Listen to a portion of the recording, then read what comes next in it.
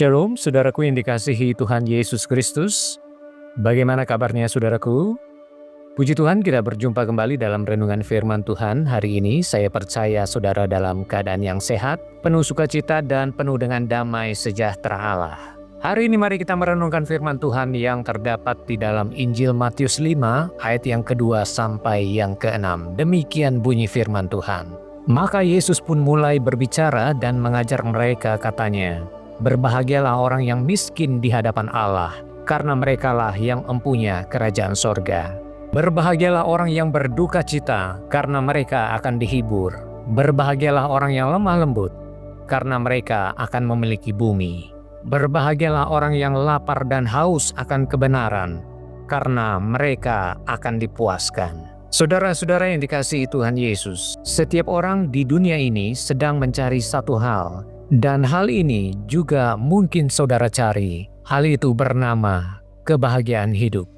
Ada banyak orang yang mencari kebahagiaan hidupnya dalam bentuk uang.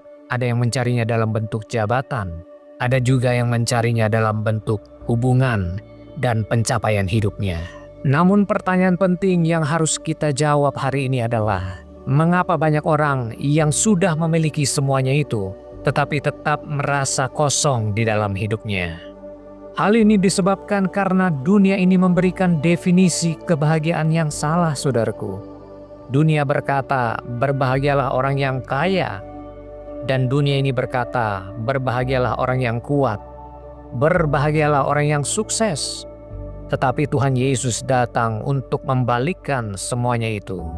Dalam Matius 5 ayat yang kedua sampai yang ke-12, Tuhan Yesus membuka khotbah terbesar di dalam sejarah, yaitu khotbah di bukit.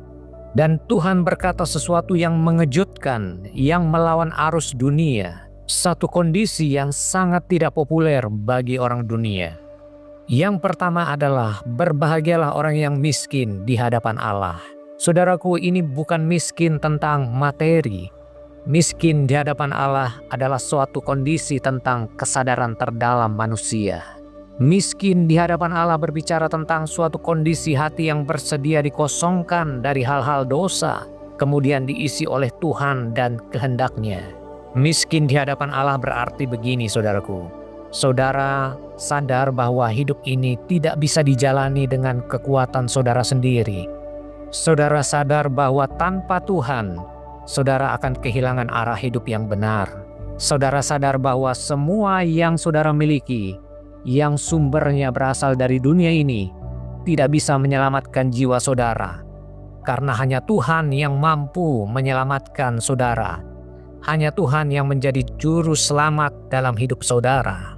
Hari ini masalah terbesar manusia dan masalah saudara bukanlah kekurangan, tetapi masalah terbesar saudara adalah merasa cukup tanpa Tuhan. Mungkin saudara berkata, saya punya uang, saya punya relasi yang kuat, saya punya pengalaman, saya punya pengetahuan. Tetapi semuanya itu, saudaraku, bisa menjadi penghalang karena diam-diam hati saudara menjadi berkata, aku bisa sendiri dalam hidup ini. Inilah hati yang tidak miskin di hadapan Allah, saudaraku. Hati yang masih meninggikan diri di hadapan Allah. Bayangkan sebuah gelas yang penuh dengan air keruh, saudaraku. Inilah hati yang tidak mau diisi oleh Allah. Mungkin seseorang ingin mengisi dengan air yang bersih, tetapi selama gelas itu tidak pernah dikosongkan, air bersih itu tidak akan pernah masuk ke dalam gelas tersebut. Begitu juga dengan hidup saudara. Selama saudara merasa cukup, saudara tidak akan pernah mengalami Tuhan. Banyak orang merasa ingin mengisi hidupnya dengan hal-hal yang baik, tetapi tidak pernah mau mengosongkan dirinya dari hal-hal dosa. Hidupnya masih penuh dengan ego, kesombongan, mengutamakan diri sendiri daripada kehendak Tuhan. Akibatnya Tuhan tidak diberi ruang untuk mengisi hidupnya. Oleh sebab itu mari kita jujur di hadapan Tuhan hari ini, apakah kita masih bergantung kepada Tuhan setiap harinya? Ataukah kita hanya datang kepada Tuhan saat kita terjepit? Apakah kehidupan doa saudara masih hidup? Atau sudah redup dan hanya rutinitas saja? Karena orang yang miskin di hadapan Allah tidak bisa hidup tanpa doa. Ia tidak bisa hidup tanpa firman Tuhan dan tidak bisa hidup tanpa Tuhan. Ia sadar bahwa ia membutuhkan Tuhan dan ia sadar ia tidak lengkap dan tidak utuh tanpa Tuhan. Hari ini saya mengajak saudara untuk memiliki hati yang demikian. Hati yang terus miskin di hadapan Allah. Hati yang membutuhkan Allah. Hati yang dikosongkan bagi Allah untuk diisi oleh firman Allah dan kehendak-Nya. Adapun ucapan berbahagia yang kedua adalah berbahagialah orang yang berduka cita karena mereka akan dihibur. Saudaraku, duka cita yang Tuhan maksud di sini tentu bukan duka cita yang dikarenakan kehilangan pekerjaan, kehilangan uang dan masalah hidup. Tetapi ini adalah duka cita karena dosa. Duka cita karena hubungan dengan Tuhan menjadi rusak karena dosa. Duka cita karena hati kita menjauh dari Allah. Bayangkan seorang anak yang melakukan kesalahan besar. Ada dua jenis respon anak. Yang pertama, anak yang keras hatinya, tetapi ia santai dan tidak merasa bersalah. Anak yang kedua memiliki respon yang mengasihi orang tuanya. Ia menangis saat ia sadar ia telah menyakiti hati orang tuanya. Masalah yang terbesar hari ini, banyak orang masih bisa tertawa ketika ia masih belum membereskan dosa-dosa di dalam hidupnya. Ia merasa tidak bersalah di hadapan Tuhan. Ia merasa baik-baik saja. Ia merasa tidak perlu berubah. Akibatnya hatinya menjadi tumpul. Dosa tidak lagi dirasakan oleh hatinya. Kehadiran Tuhan tidak lagi dirindukan. Dan ini merupakan kondisi yang sangat berbahaya di dalam hidup seseorang. Seperti luka di dalam tubuh seseorang. Kalau sarafnya mati, tidak terasa sakit, saudaraku. Justru kondisi tersebut menandakan tubuh dalam bahaya yang besar. Begitu juga rohani kita, saudaraku. Kalau kita tidak peka lagi terhadap dosa yang kita lakukan, itu merupakan tanda yang kuat hati kita mulai mati. Dan ini menandakan keadaan rohani kita mulai kering. Saudaraku, pertobatan sejati selalu dimulai dari duka cita sejati bahwa ia menyesali keadaannya di hadapan Tuhan. Ia menyesali perbuatan-perbuatannya yang menyakiti hati Tuhan. Jika seseorang melakukan hal ini, maka orang ini akan berbahagia di hadapan Tuhan, karena mereka tidak akan dibiarkan hancur. Mereka tidak akan ditinggalkan oleh Tuhan. Mereka akan mengalami pelukan dan pemulihan yang sempurna dari Tuhan. Hari ini mari kita bertanya kepada diri kita sendiri. Kapan terakhir kali hati kita benar-benar merasa tersentuh oleh teguran Tuhan atas dosa-dosa yang kita lakukan? Hari ini apakah saudara masih peka atau sudah terbiasa mengeraskan hati saudara terhadap teguran Tuhan? Hari ini mari kita ambil keputusan untuk tidak lagi mendukakan Roh Kudus. Tetapi hari ini mari kita ambil satu keputusan untuk selalu menyenangkan dan menyukakan hati Roh Kudus yang tinggal di dalam hati kita. Adapun bagian yang ketiga adalah berbahagialah orang yang lemah lembut.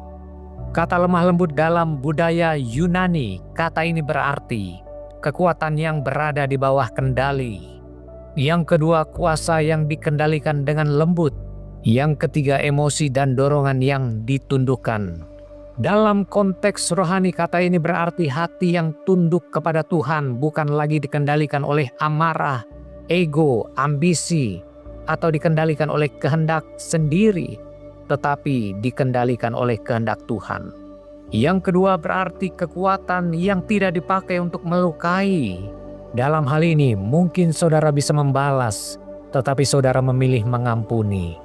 Saudara bisa meninggikan diri, tetapi saudara memilih untuk merendahkan hati saudara di hadapan Tuhan. Maka lemah lembut di sini berarti penguasaan diri yang lahir dari Roh Kudus.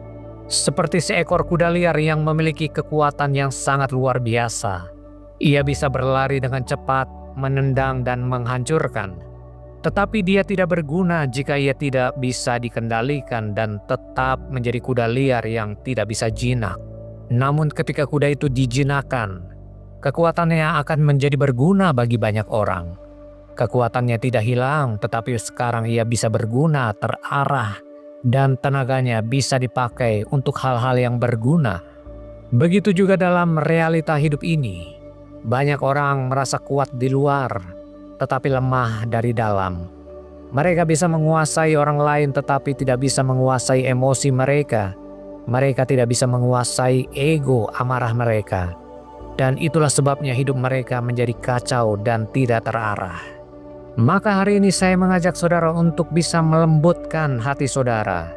Orang yang lemah lembut artinya ia menguasai seluruh kekuatannya untuk diserahkan kepada Tuhan dan dikendalikan oleh kehendak Tuhan.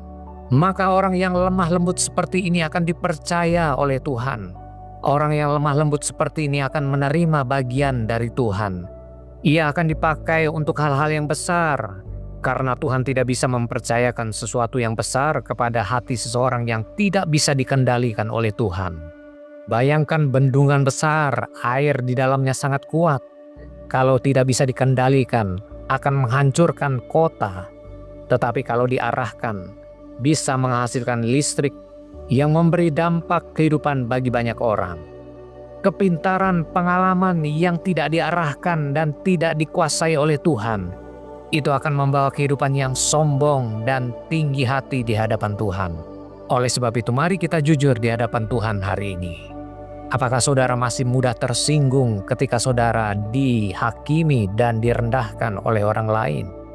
Apakah saudara cepat marah dan cepat emosi? Apakah saudara sulit mengampuni orang lain? Apakah saudara ingin menang sendiri ketika saudara berbeda pendapat dengan orang lain? Hari ini mari kita belajar untuk menjadi hati yang lemah lembut di hadapan Tuhan. Hati yang mau diarahkan, hati yang mau tunduk di hadapan Tuhan. Sebab kerajaan Allah hanya akan diwarisi oleh orang-orang yang hatinya lemah lembut di hadapan Tuhan. Yang terakhir adalah berbahagialah orang yang lapar dan haus akan kebenaran. Bayangkan seseorang berjalan di padang gurun, saudaraku. Di matahari yang terik, tidak ada air dan tidak ada tempat berteduh. Mungkin hari pertama seseorang, ia masih dalam keadaan yang kuat untuk berjalan di padang gurun tersebut. Hari kedua, dia mulai lemas. Dan hari yang ketiga, tentu ia sudah mulai putus asa.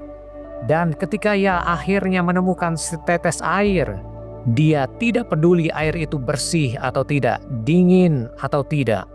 Dalam pikirannya ia membutuhkan air dan ia ingin meminumnya. Seharusnya inilah gambaran orang-orang yang haus dan lapar akan kebenaran. Sudahkah saudara merindukan firman Tuhan seperti orang yang haus dan lapar di padang gurun? Masalahnya banyak orang Kristen hari ini, mereka tidak lapar dan haus akan kebenaran firman Tuhan. Akibatnya hidup mereka tersesat di jalan-jalan dunia. Mereka akhirnya mengikuti arus dunia. Mereka mengikuti cara hidup orang-orang dunia pada umumnya. Ia menjadi orang-orang yang tidak lagi sensitif terhadap dosa. Dunia hari ini menawarkan banyak hal, saudaraku. Dan dunia ini tidak akan pernah memuaskan hati saudara. Uang saudara tidak akan pernah cukup.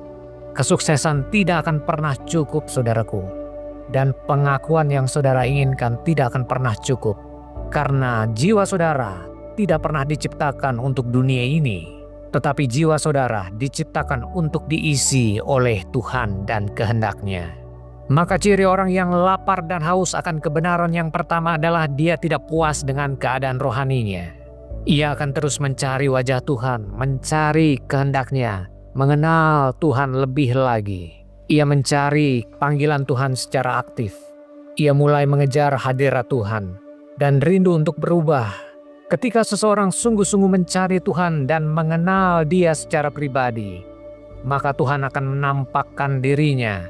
Tuhan akan memberikan pewahyuan-pewahyuan, pimpinannya, serta memberikan dirinya untuk ditemui oleh orang-orang yang merindukan Dia. Saudaraku, mari kita jujur di hadapan Tuhan.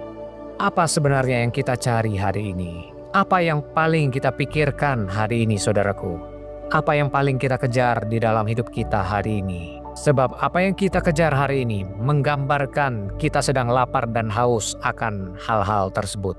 Kalau yang kita kejar adalah Tuhan, maka kita harus haus dan lapar akan kebenaran-Nya. Yang kita kejar adalah Tuhan dan kehendak-Nya. Hari ini mari kita putuskan bersama-sama, saudaraku. Mari kita tumbuhkan disiplin rohani kita untuk mencari firman Tuhan, mencari Tuhan di dalam doa-doa kita, dan terus mendekat ke dalam hadirat Tuhan setiap harinya.